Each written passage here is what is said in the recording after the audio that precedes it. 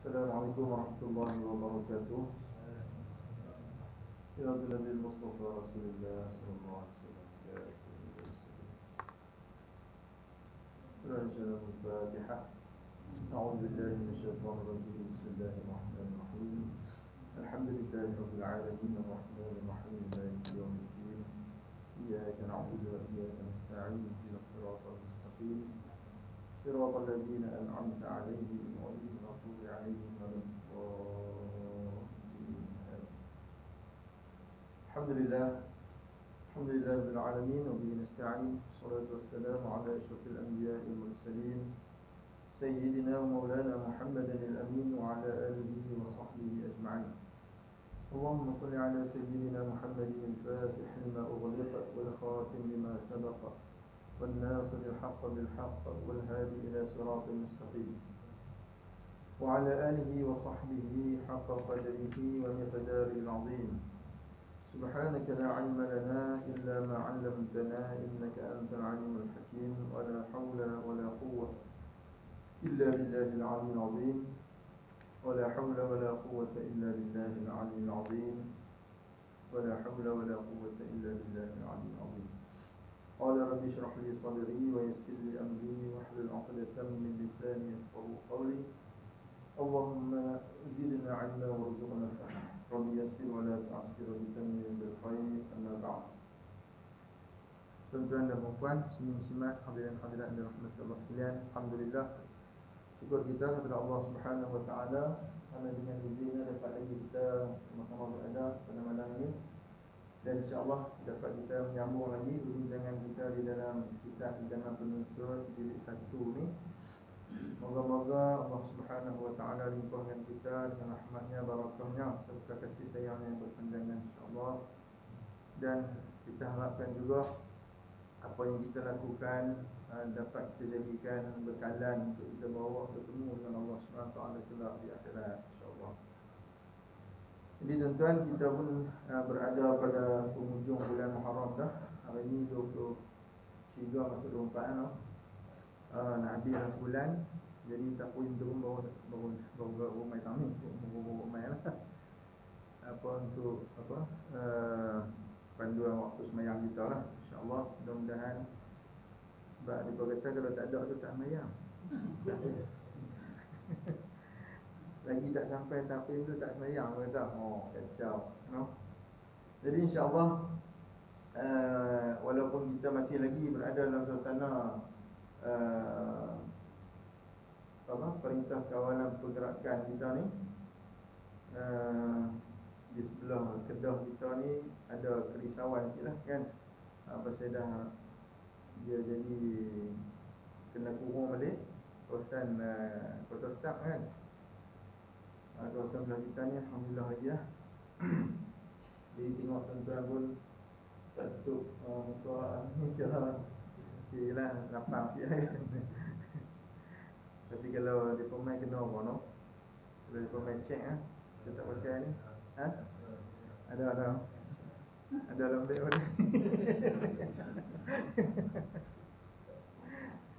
Jadi insya-Allah mudah-mudahan kita doakan lagi, teruskan doa-doa kita agar Allah SWT jauhi kita semua daripada penyakit ini dan juga wabak ini insya-Allah. Walaupun apa yang anggarkan oleh WHO dan juga Kementerian Kesihatan kita pun, dia nak hilang terus ni mungkin 2 tahun juga mungkin 2022 tu kan. Tapi apapun, kalau Allah izinkan dia dah pergi dengan cepat insya-Allah, mudah-mudahan ya. Jadi kita nak sambung lagi perbincangan kita dalam kitab kita ni. Masih lagi berkisah tentang pengurusan jenazah. Kalau ikutkan pada pertemuan yang lepas, kita dah masuk dekat sembahyang mayat kan. Baru masuk pun baru masuk kan. Baik, kita ambil balik lah sembahyang mayat tu. Thumma qala musannif rahimahullahu ta'ala wa nafa'ana bihi wa bi ulumi fid darain amin ya rabbal alamin. Sembahyang mayat, jadi perkara yang kita kena lakukan ataupun fardu kifayah kepada orang-orang yang masih hidup ni bila penyelenggaraan jenazah sembahyang jenazah tu merupakan salah satu perkara yang kita kena buat terhadap jenazah itu ataupun mayat yang telah kita kafankan dan kita mandikan tu. Jadi macam saya sebut, itulah salah satu usaha kita untuk kita nak tarik juga anak-anak qaryah kita ni supaya depa reti sembahyang mayat ni kan. Mana kena ada usaha juga untuk kita buatlah kursus sembahyang jenazah kan, supaya bila berlaku saja kematian ahli keluarga, adik-beradik tu, anak beranak ni semua boleh sembahyangkan jenazah tu. Kalau tidak macam tu kata kan, dia duduk bawah tu sila dah. Duk suruh orang dah sembahyangkan jenazah ahli keluarga yang meninggal tu. Jadi sedihlah. Sepatutnya kita lah waris ni yang kita kena sembahyangkan jenazah tu sebagai salah satu usaha kita untuk mendoakan kepada arwah ini agar diampunkan Allah kan, agar dia ditempatkan bersama hamba-hambanya yang soleh. Anak ahli keluarga ni lah yang prioritinya, sepatutnya macam tu. Jadi sebab itu kalau kita tengok dalam bab sembahyang mayat ini, dia bukanlah susah pun kan. Tengok dia kata apa? Rukun sembahyang mayat 7 perkara. Ada 7 perkara tu je. Yang pertama sekali niat. Niat seperti usalli ala hadzal mayyitil hadiri fardhu kifayatin arba'at takbiratin lillahi ta'ala. Artinya sahaja aku sembahyang atas mayat yang hadir ini fardu kifayah, 4 takbir kerana Allah Ta'ala, Allahu Akbar. Jadi itu niat sembahyang yang kita nak sembahyang kepada jenazah atau mayat tu. Yang ni kira kalau kita sembahyang seorang-seorang niat ni kan. Tu dia kata kalau kita jadi imam, memang kena niat imam lah. Salli ala hadzal mayyitil hadiri fardu kifayatin arba'a takbiratin imaman lillahi ta'ala. Ataupun kita jadi makmum lillahi ta'ala. Itu lafaz lah kan, lafaz. Jadi kalau payah sangat, mesti kita selalunya salli fardhu maghribi salasa raka'atin. Yang ni dia tak ada raka'atin tu tak ada. Tapi niat usolli ala hadzal mayyiti arba'a raka'atin. You know kan. Maknanya kita nak sembahyang macam biasa pula kan, sebab dia tak ada rakaat, dia cuma bilangan takbir saja kan. Bilangan 4 takbir, sebab tu disebut dalam niat kita tu 4 takbir. 3 tak boleh kan, 2 tak boleh sebab dia memang sembahyang jenazah ni 4 takbir tu. Jadi kalau kita dah biasa sembahyang jenazah ni, memang dia tak ada lah nak duduk dengan kalau keadaan biasa lah kan, dia tak ada lah nak duduk dengan soh macam kita sembahyang biasa ni. Sebab tu dia boleh duduk apa-apa sikit kerana tak ada rukuk, tak ada sujud kan. Dan kalau kedudukan dia, kalau jenazah duduk di sini, imam berdiri di hadapan jenazah. Kalau jenazah lelaki, jenazah katakan memang sinilah kiblat, imam jenazah lelaki diletakkan kepalanya di sebelah kiri. Belah sini ya. Mana belah kiri tuan-tuan lah kan, belah kanan saya. Mana kepala sebelah kiri. Imam dia kalau jenazah lelaki, dia elok berdiri di kepala, kepala jenazah lelaki tu. Manakala kalau makmum ada 3 orang belakang kan, dia jangan berdiri 3-3 sampai satu saf. Dia berdiri memanjang 1, 2, 3. Dia memanjang. Tapi kalau ramai, katakanlah ada 10 orang, eloknya buat 3 saf. orang di depan, 3 orang di saf kedua, 2 orang lagi di belakang. Mana 10 orang makmum lah, campur imam sebelahan. Jadi dia elok buat 3 saf. Kalau ramai, tak apalah, lebih daripada 3 saf tu. Itu di antara kaedah dia yang terbaik lah. Tapi kalau dah dia tiba satu saf lah, semua jadi juga lah, boleh juga. Tapi dia tak apa elok sikit lah kaedah kedudukan tu. Kalau boleh dia duduk, kalau dah ramai dia duduk 3 saf atau lebih daripada 3 saf. Itu kedudukan sembahyang jenazah. Kalau jenazah perempuan, kepala diletakkan di sebelah kanan tuan-tuan. Kepala sebelah kanan, imam berdiri di tengah-tengah ataupun di pinggang jenazah tersebut. Itu kedudukan dia lah. Tapi kalau imam tak mau juga nak berdiri tangan kepala juga ke contohnya, tak apa lah. Cuma kedudukan tu ditentukan oleh ulama kita ni, wallahu a'lam, adalah dia punya hikmah dia tu kan. Laki berdiri kat kepala, perempuan berdiri di tengah-tengah. Baik, dia kata lagi jadi niat dia tu kita lintahkanlah dalam hati kita tu, saja aku sembahyang ke atas jenazah ini ataupun jenazah lelaki ke perempuan ke. Kalau lafaz untuk lelaki macam inilah, hadzal mayyiti kan. Kalau perempuan hadhil ditambah ataupun diubah hadza tu jadi hadhil mayyitah. Kalau lelaki hadzal mayyiti. Al-hadiri itu kalau tak sebut pun tak apa. Shalli ala hadzal mayyiti arba'a takbiratin boleh, fardu kifayah kemudian boleh, lillahi ta'ala itu boleh. Mana kalau yang dalam ni dia sebut fardu kifayah dulu, barulah arba'a takbiratin kan. Itu tak apa, yang tu tak ada masalah. Yang tu kita boleh niat yang boleh kita lintahkan dalam hati kita ni, memang aku sembahyang jenazah 4 takbir makmum Allah Ta'ala. Yang tu yang perlu ada lah dalam lintasan hati kita. Tidak wajib ditentukan namanya. Maknanya tak perlulah kita nak sebut dalam niat kita ataupun lintasan hati kita tu kita sembahyang atas jenazah Pak Mat ni, tak perlu lah. Dia terus niat hadzal mayyiti tu, makna atas mayat ini tu al-maklum lah, jenazah yang ada di depan kita tu siapa dia kan. Atau sebagainya pada mayat yang hadir, makna mayat tu ada di depan kita. Maka jika ditentukan seperti Zaid atau laki-laki dengan tiada isyarat kepadanya, ini tu maksudnya mayat ini lah kan, tiba-tiba tersalah yang betulnya Umar.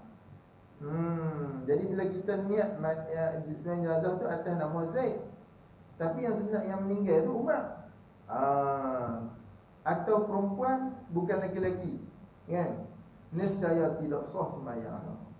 Tak sah sembahyang tu pasal apa? Pasal kita nak sembahyang atas jenazah Zaid, tetapi yang jenazah yang ada di depan kita tu bukan Zaid, Umar. Maka tak sah sembahyang kita tu. Tetapi kalau ada isyarat seperti katanya, saja aku sembahyang atas mayat Zaid ini atau atas mayat laki-laki ini, tiba-tiba yang sebenarnya Umar atau yang sebenarnya perempuan, nescaya sah sembahyangnya. Kalau kita tambah sikit di dalam niat kita tu, kita sebut atas mayat Zaid ni atau mayat laki-laki ini, kita tambah sikit lagi tu, maknanya bukan khusus untuk Zaid tu saja, atau laki-laki ni, maknanya kalau tersalah nama tu, kita sembahyang atas laki-laki ni, okey, makna sembahyang kita sah, boleh diambil kira. Jadi bila niat tu memang kena bagi elok-elok lah kan. Kerana kalau kita silap niat tu, jadi sembahyang kita tak sah, rugi ya. Padahal kita minta nak sembahyang atas jenazah tu kan. Baik. Kemudian yang keduanya dia kata berdiri bagi orang yang puasa boleh berdiri. Kena berdiri lah sembahyang jenazah ni kalau boleh Mana yang boleh berdiri, berdiri. Dia dah notol kaki di bawah. Dia kata orang yang sembahyang seorang diri dan imam sunat berdiri dekat kepala mayat lelaki dan dekat punggung mayat perempuan atau khunsa. Itu yang kata tadi tu. Mana berdirinya imam, kalau lelaki-lelaki dekat kepala, kalau dekat orang perempuan dekat pinggang ataupun disebut punggung lah, dekat pinggang lah kan. Pasal sebenarnya itulah yang dilakukan oleh baginda Nabi kita sallallahu alaihi wasallam. Ya.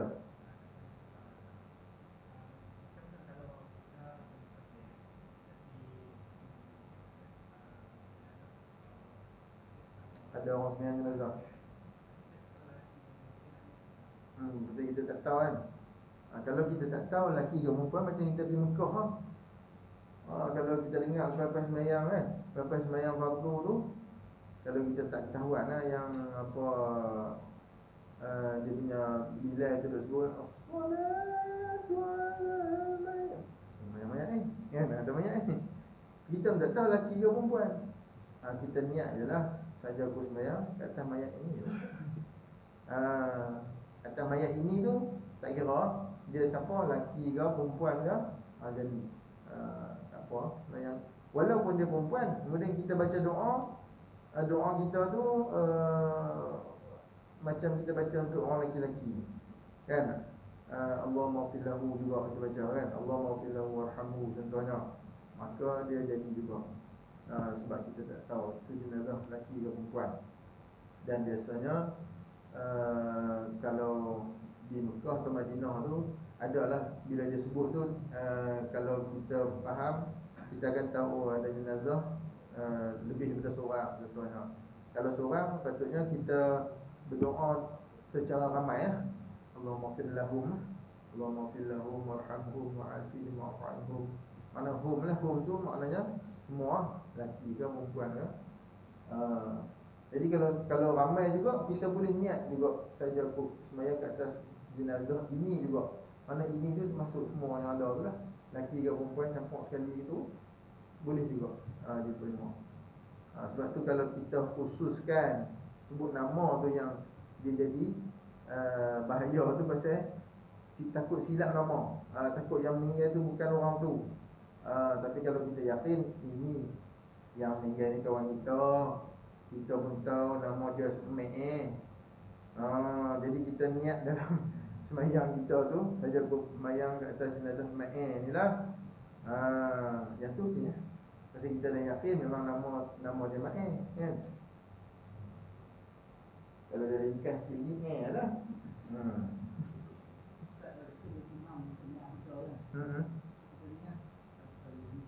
Ibuku. Boleh. Makna kita dah meninggal tu memang ibu kita kan. Kita jadi imam. Saja aku sembahyang kat atas jenazah ibuku. Kalau kita jadi imam, niatlah imam tu kan. Kat atas ibuku, imam. Kalau tak sebut 4 takbir tak apa lah.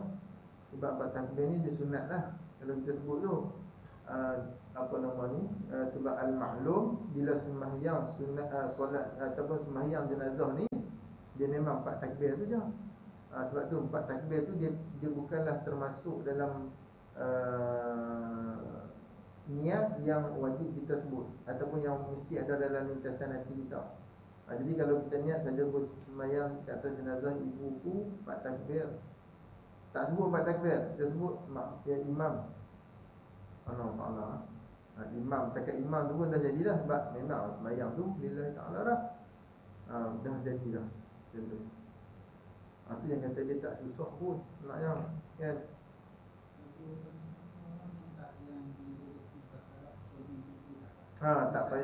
Tak payah usolli pun tak apa lah. Ya. Sebab dia kata usolli lagi jadi keliru pula kan. Usolli buat tau kan, dah kena jadi imam dah. Tak nak jadi imam sebelum ni, PKP yang itu je dah jadi imam rumah. Tapi mayat ni, sebab kita bukan selalu kan, jadi bila kita jadi imam pula, mungkin kita nervous, kita bimbang, takut macam mana kan. Usolli dia jadi blur terus hilang. Mana kita terus Allahu Akbar bagi ada lah. Dalam Allahu Akbar tu pintasan hati kita sembahyang jenazah ke atas jenazah ibu kita ni. Jadi ya, tulis gitu. Allah Akbar.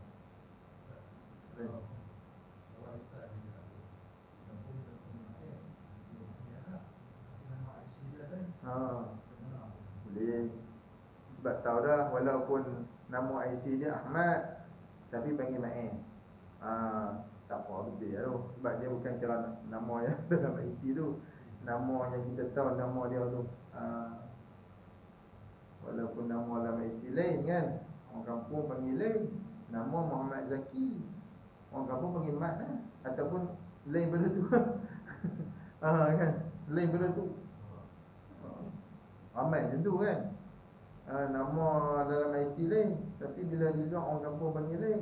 Tu yang kadang-kadang orang pergi cari rumah dia tanya nama ni ada. Uish tak pernah dengar nama ni. Kan. Mana ada dalam kampung ni silap kampung sebelah kot. Padahal memang dia tu nama tu kan. Jadi orang main-main cari tak ada. Padahal sebelah rumah dia tu. Pasal kawan tu main tanya tu dekat tu dah. Kan. Memang jadi macam tu lah selalunya. Baik, boleh tak? Ada lagi? Soalan? Boleh? Dah ajar lah Grab lah. Main lah buat online punya beli ni kan. Tambah hak 99 hari bulan tu lagilah ramai kan. Jenuh cari postman. Boleh tak? Baik. Yang kedua tu berdiri, yang ketiga 4 takbir dengan takbiratul ihram. Jadi takbir tu mesti kena bagi bunyilah. Allahu Akbar. Bagi jelas bunyi tu. Allahu Akbar. Baca apa yang perlu dibaca tu. Itu yang ketiga, 4 takbir dengan takbiratul ihram. Yang keempat membaca Fatihah. Yang eloknya lepas takbir yang pertama. Sunat baca a'udzubillah. Tidak sunat baca doa iftitah dan surah. Jadi sembahyang jenazah ni dia tak sama dengan sembahyang biasa. Jadi tak perlulah kita nak baca doa iftitah. Kalau sembahyang fardu ataupun sembahyang sunat, bolehlah kita nak baca doa iftitah tu. Tapi kalau sembahyang jenazah tak disunatkan. Maknanya tak perlu untuk kita nak baca doa iftitah. Jangan kita duk pandai-pandai tambah pula kan. Tak apa kalau sembahyang fardu pun baca doa iftitah, mayat-mayat pun baca juga lah. Tak payah. Sebab tak disunatkan baca doa iftitah pada solat jenazah. Tak disunatkan. Jadi terus saja a'udzubillah. Sebab a'udzubillah tu sunat. A'udzubillah tu sunat. A'udzubillah minasyaitonirrajim lah. Bukan setakat a'udzubillah saja. A'udzubillahi minasyaitonirrajim. Bismillahirrahmanirrahim. Baca Al-Fatihah tu kan. Itu yang keempat. Yang kelima, salawat atas Nabi SAW lepas takbir yang kedua. Sekurang-kurangnya Allahumma salli ala Muhammad. Takat tu pun jadi dah. Itu yang kita tak susah tu. Takbir pertama Allahu Akbar, niat tu Allahu Akbar Fatihah kan. Takkan Fatihah tak piut kan. Fatihah Allahu Akbar Allahumma salli ala Muhammad. Jadi dekat tu pun. Keenam, doa bagi mayat lepas takbir yang ketiga. Sekurang-kurangnya Allahumma ighfir lahu. Dekat tu kan. Ya Allah ampunkanlah dia. Dua perkataan tu je. Allahumma ighfir lahu. Itu yang bagi takbir yang ketiga. Kemudian yang ketujuh, memberi salam lepas takbir yang keempat, iaitu Assalamualaikum warahmatullahi. Jadi habis takbir yang keempat tu tak baca apa dah.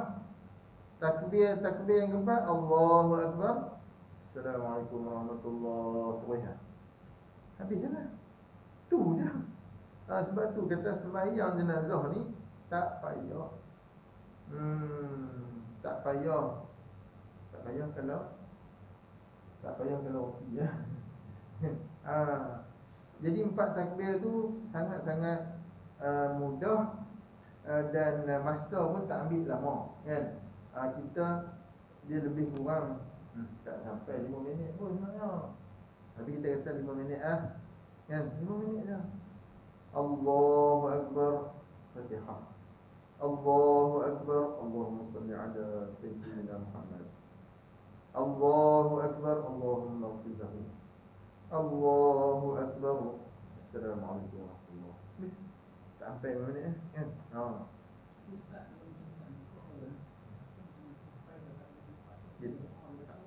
Dia tak baca doa kan. Macam mana? Yang keempat takbir yang keempat memang kalau ikut ada doa dah ni kan. Sebab tu dia kata yang eloknya selawat lepas takbir yang kedua itu, ni dia nak bagi detail sikit kan. Kalau tak baca dah pun boleh, mana lepas takbir yang keempat tu. Tapi kalau baca eloklah. Itu yang disebut ni. Mana yang eloknya selawat lepas takbir yang kedua itu, iaitu Allahumma salli ala Muhammadin wa ala ali Muhammad kama sallaita ala Ibrahim wa ala ali Ibrahim wa barik ala Muhammad wa ala ali Muhammad kama barakta ala Ibrahim wa ala ali Ibrahim fil alamin innaka Hamidum Majid. Yang kita baca rakaat yang tahiyat akhir kita tu lah. Itu selawat di rakaat yang di takbir yang kedua kan. Takbir yang kedua. Dan yang eloknya dia kata doa bagi mayat lepas takbir yang ketiga, iaitu kalau kita tak hafal, kita sebut Allahumma ighfir lahu sajalah tadi tu kan. Tapi yang eloknya dia kata Allahumma ighfir lahu warhamhu wa'afihi wa'fu anhu wa akrim nuzulahu wa wasi' madkhalahu waghsilhu bil ma'i was salji wal barad wa naqqihi min al khataaya kama yunqqa ath-thawbul abyad min ad-danas wa abdilhu daran khairan min darihi wa ahlan khairan min ahlihi wa zawjan khairan min zawjihi wa adkhilhu al-jannah wa a'idhhu min 'adzabil qabri wa fitnatihi wa min 'adzabil nar. Itu doa bagi takbir yang ketiga tu lah kan. Ada lagi juga doa kalau nak tambah-tambah lagi yang lain tu boleh, tak salah pun. Jika mayat itu perempuan, baca Allahumma ighfir laha warhamha hingga akhir. Mana ubahlah Allahumma ighfir laha warhamha wa'afiha wa'fu anha wa akrim nuzulaha. Hu tu tukar jadi ha lah kan.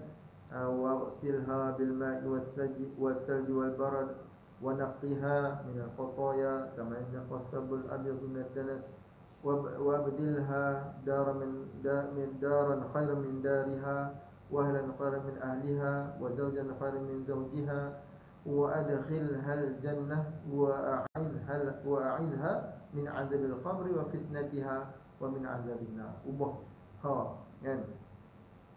Jika mayat itu kanak-kanak, ni kanak-kanak dia lain sikit kan.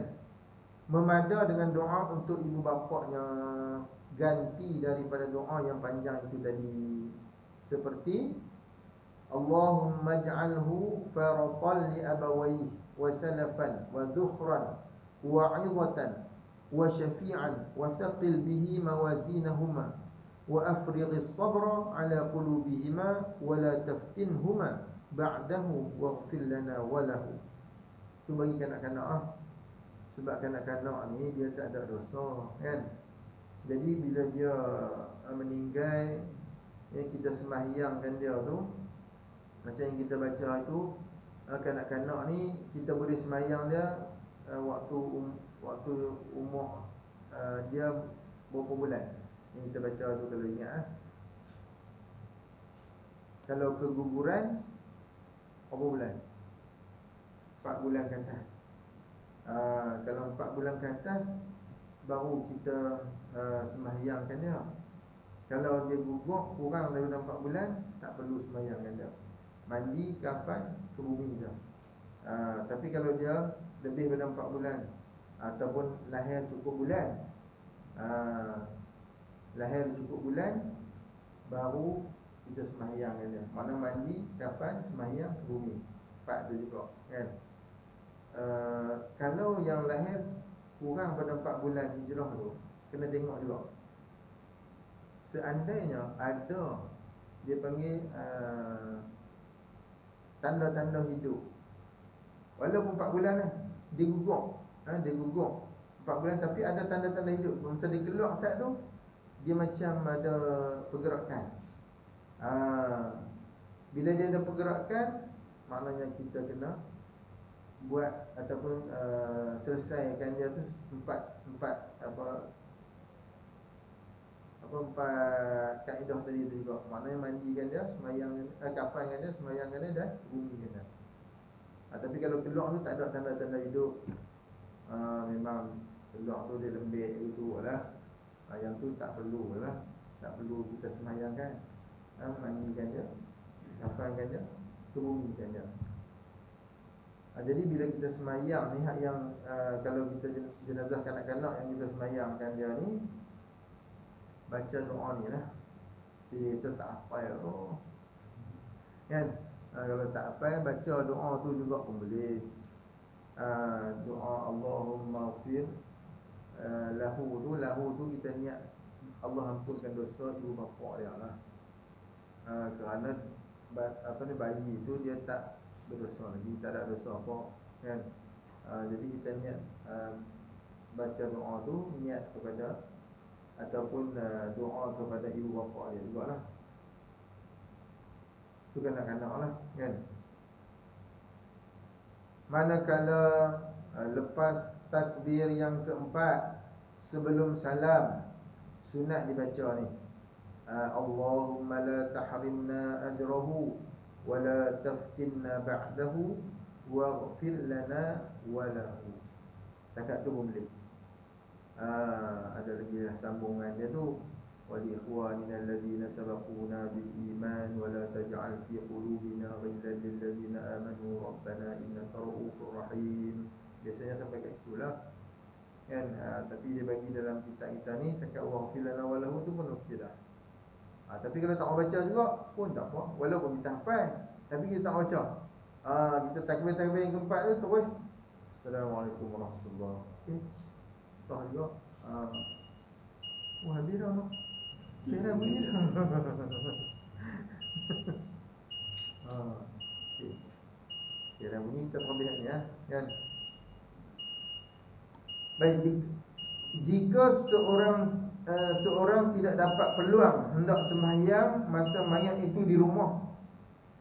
Ni kalau kita memang orang dah selesai dah sembahyang jenazah tu kan, kita jauh kan, kita balik-balik pada habis tak ada, rupanya orang dah sembahyangkan jenazah tu, tak ada kita nak sembahyangkan jenazah dia. Dia kata sah juga ia sembahyang atas kubur.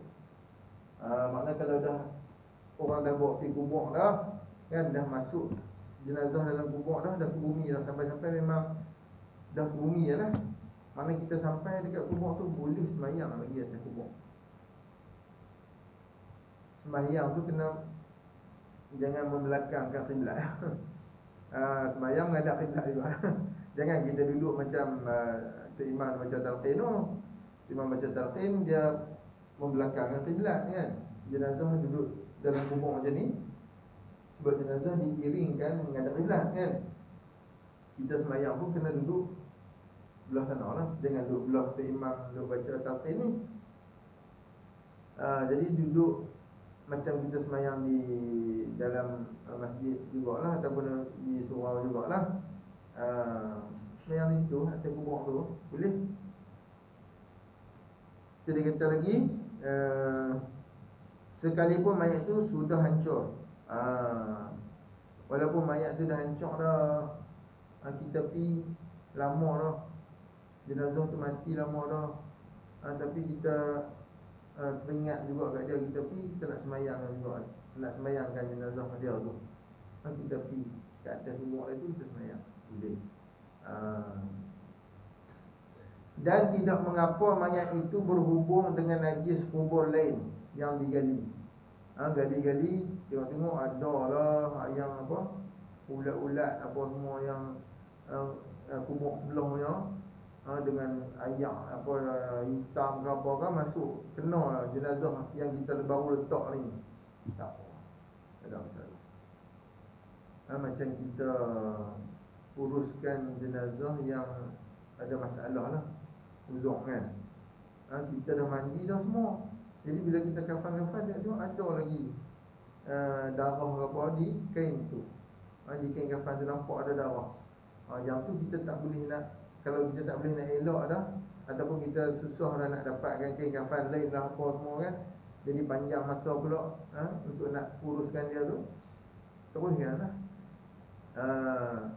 Dan walaupun darah banyak di kain kafan dia tu, jangan kita anggap tak ada semayang pasal dia ada najis.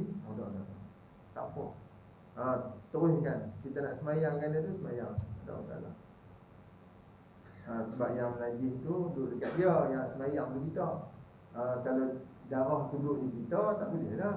Sebab di kita ni ada najis. Tapi di dia tu tak apa. Macam apa ni, bila jenazah nak dikafankan, kan panggil adik-adik main, nak tengok, nak kucing apa, kan. Yang setengah tu yang boleh kita kata kalau sentuh dia batal ayak semayang tu kan, yang tu pun kadang-kadang dia main nak kucuk juga. Jadi dia pun main kucuk juga pasal apa ni, dah kita kata nak tengok kali terakhir ni, dia kucuk tu, dia berkata tak pergi batal ayak semayang-mayang tu. Ayak semayang-mayang tu tak ada masalah apa. Jadi kalau yang sentuh dia tu menyebabkan batal ayak semayang, yang batal tu yang hidup. Kalau dia ada ayak semayang, dia sentuh jenazah tu, dia lah yang batal. Yang mayat itu tak ada masalah apa. Jangan ingat lah hang pegang apa nak kena ambil yang lain dah, nak semayang dah.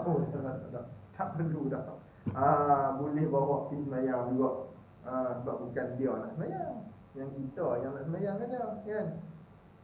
Tu yang ada berlaku banyak juga dalam masyarakat kita, kan. Satu lagi duk jaga yang mata, jaga yang mata. Orang kalau yang mata mitik dia tu, atas dia tu jadi guna. Dia pandai lah, macam-macam lah larangan-larangan ketika menziarahi jenazah ni, kan. Jaga-jaga yang mata, jaga yang mata. Kawan ni sedih ni, maklah yang mata keluar tu. Orang kalau kena ayak mata di jenazah tu terbakar ke? Tak ada apa pun. Tak ada pun dalam hadis yang melarang. Yang melarang kita bila ziarah jenazah, kita nak pegang dia, kucuk dia ke apa ke, ayak mata kita tu meleleh kena dia. Tak ada larangan pun. Cuma yang dilarang kalau kita menangis meraung-raung. Macam Arab-Arab jahiliah dulu, kalau ada kematian memang dia sampai ni menangis, ni merong-rong, meronta-ronta, koyak baju lah apa, sampai tahap tu. Mana kita ni tak ada lah sampai tu. Setakat bunyi suara deras sikit tu biasalah kalau ada tu, tapi jarang lah, kan. Tapi kalau berlaku juga pun dia tak lah sampai teruk sangat, kan, sampai tak bagi bawa pergi jenazah kubur ni, duk pegang jenazah tu. Tak ada lah macam tu, kan. Tu yang kata kita punya adat lah, kan. Kebanyakannya bila saat-saat terakhir tu, selalu ada lah suara-suara tu bunyi, kan. Yang mata jaga, yang mata. Kita mau tanya ni, buat ketiba. Kan. Nak kena jaga yang mata sebab tak apa. Tak apa. Don't worry. Don't worry, be sad je lah. Mesti tak be happy lah. Dah meninggal. Sedih tu tak sedih, kan. Sebab kesedihan ni dia normal lah. Bila ada kehilangan di keluarga, normal lah sedih, kan. Sebab kalau tak sedih tu pelik lah pula. Kan. Baik, sikit lagi no. Kalau bang tak apa kan. Kita nak pergi lah. Jangan sikit lagi. Baik. Dia kata melainkan kubur Nabi maka tiada harus sembahyang mayatnya dalam kubur itu. Ada nota kaki di bawah. Mana sembahyang mayat itu pada seseorang hanya sekali saja, tidak sunat diulang. Maka jika diulang sembahyang yang kedua itu jadi sunat mutlak. Cara macam ini tidak mengikut qiyas. Tidak mengikut qiyas kan. Yang ni yang disebut oleh Imam Bujairimi dalam kitab Iqna'. Mana kalau kita dah semayang dah sekali cukup tak perlu kita nak semayang banyak kali. Tapi kalau katakan kita semayang di masjid, tapi bila sampai dekat kubur ada ahli keluarga yang memang ingin nak semayangkan jenazah ni sebab dia tak sempat tadi, maka kalau kita nak join juga okey, boleh. Tak apa, join lah. Cuma janganlah esok kita pergi pulak semayang, lusa pergi pulak mana, tak payah. Dia sekali tu dah cukup dah. Adapun mayat yang ada dalam negeri, sekalipun bandar itu besar, tidak sah sembahyang ghaib atasnya, melainkan orang yang ada hadir sahaja kena menyembahyangkan. Kalau mayat tu duduk dalam negeri, sekalipun dia besar, tak sah kita sembahyang jenazah ghaib kerana kita duduk dalam kawasan tu. Jenazah ghaib ni kalau kita nak sembahyang dia, kalau dia jauh kedudukan dia jauh, biasanya dia lebih daripada 2 marhalah lah. Contohnya kawan kita meninggal di Kuala Lumpur kan, kita nak pergi tak boleh. Jadi bila kita nak pergi tak boleh kita sembahyangkan jenazah ghaib tu. Maknanya jenazah dia yang tak ada di depan kita. Contohnya kawan kita meninggal tadi, dan kita kena pastikan dulu jenazah dia tu dah dikebumikan. Dah dikebumikan, katakan dia kata kebumi selepas sak tadi.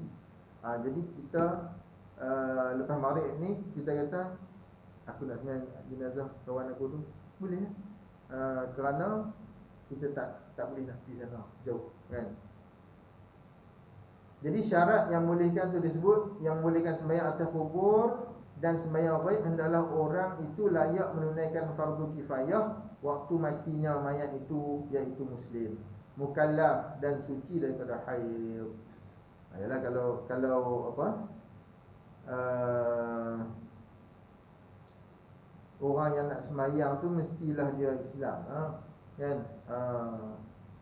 Dan dia tu sempurna dan dia suci daripada haid kan. Kalau orang perempuan nak sembahyang boleh.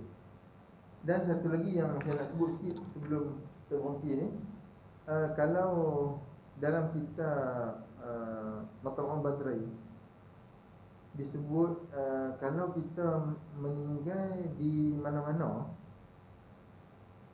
sama ada tak kira di mana pun, kita meninggal di luar negara ke, di negeri lain yang kita pergi tu ke, sebenarnya dalam mazhab kita Syafi'i ni rupanya haram kita balik ataupun kita pindahkan jenazah tu daripada tempat dia meninggal. Rupanya haram. Sebab tu kalau kata meninggal di Kuala Lumpur kan, tak payah balik lah, kebumi di sana. Kebumi di sana.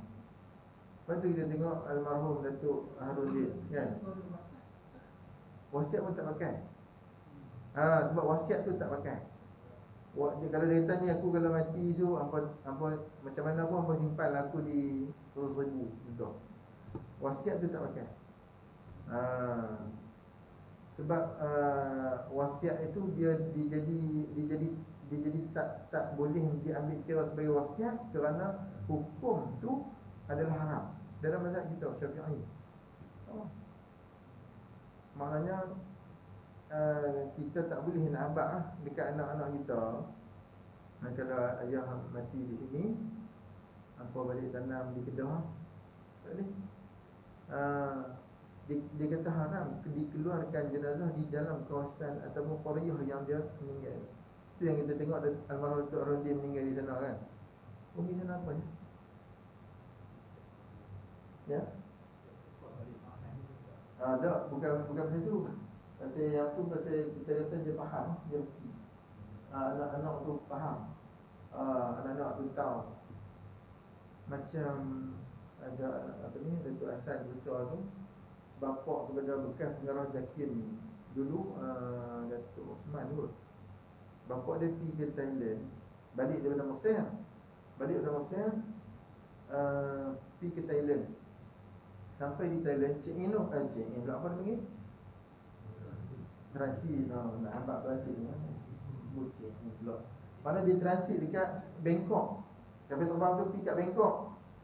Sampai kat Bangkok, dia turun, takdirnya sesaat lepas meninggal dah. Bila meninggal di situ, Datuk Osman ni dengar kata ayah dia meninggal di sana.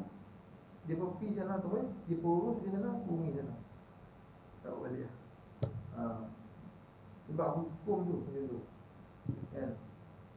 Sebab tu kita pun kena faham dan kena erti bahawa tak mana saja kita meninggal, situlah kubur kita sebenarnya. Macam tu. Ya. Kira kalau kita balik tu, dia bila harap ni dia berdosa lah perbuatan tu. Itulah. Kalau ikutkan tak boleh kan. Duduk sana, bumi sana, macam tu. Kalau ikut kaedah dia tu macam tu lah.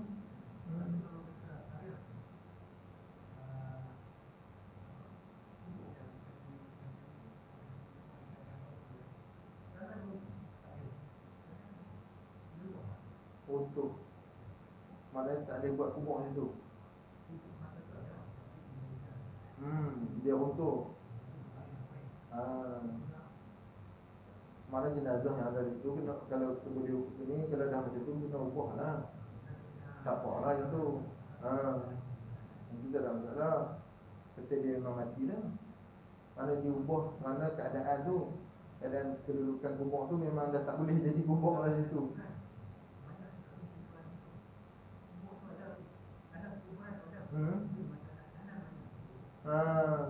Yang kalau tak boleh tak payah. Pasal dah mutu kan. Mana ada dia panggil masyaqqah di situ. Ada masyaqqah di situ, dia ubah, tak apa. Ya.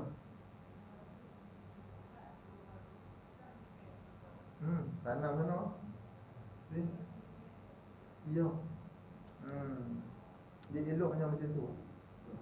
Pasal dia sebenarnya disebut tu, mana bila matinya kita di situ, sebenarnya kubur kita di situ.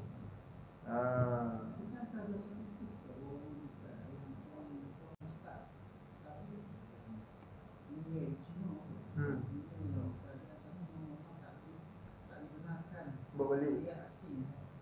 Simpan di sana kan. Kalau sampai peringkat macam tu tak payah lah kan. Tapi pasal mereka punya undang-undang mereka macam tu, tak boleh, tak payah, kena balik ya.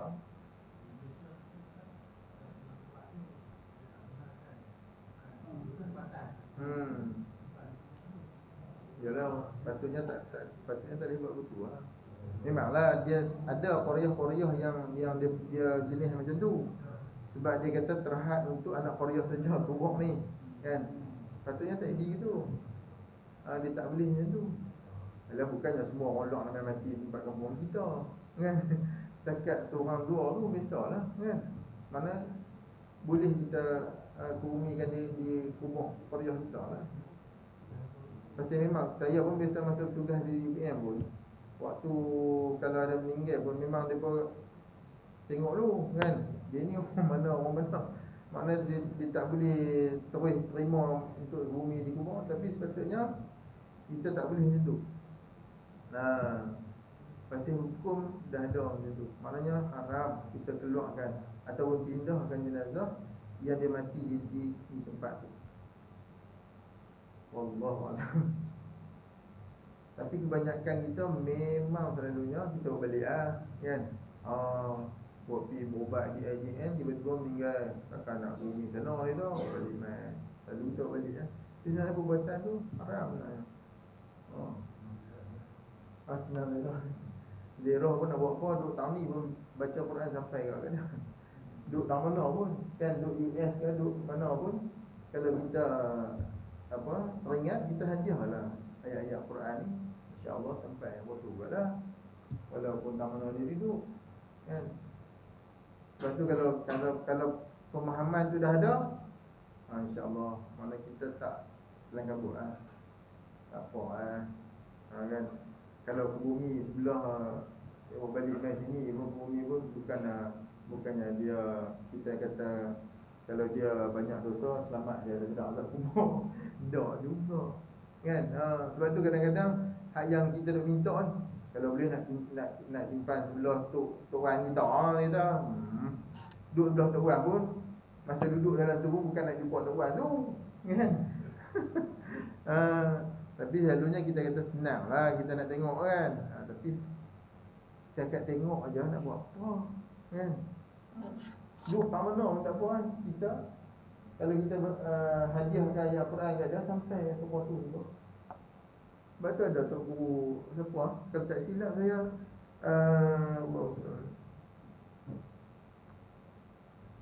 kalau tak silap Syekh Dr. Fatani punya kubur.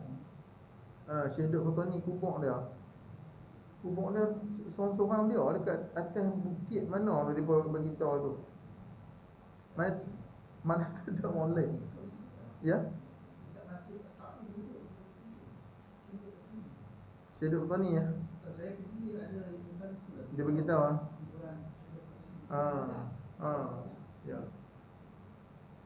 Maknanya ialah kat mana pun kita nanti itulah kubur kita, kan.